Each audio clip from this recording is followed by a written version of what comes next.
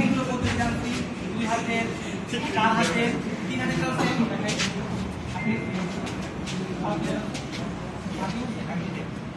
এইভাবে তুমি কি বসাইলাম, তখন আমি বসে কি করবো, পা ভাঙা থাকে, সেক্ষেত্রে যদি কোনো মোটা ব্যক্তি হয় তাহলে মোটা ব্যক্তি হয়।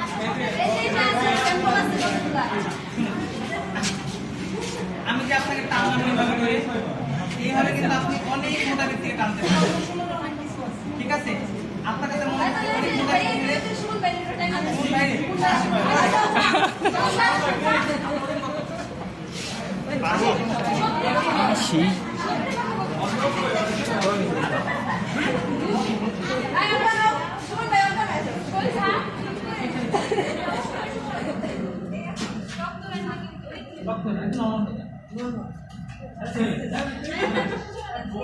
আরে ছাড়া তো ছাড়ো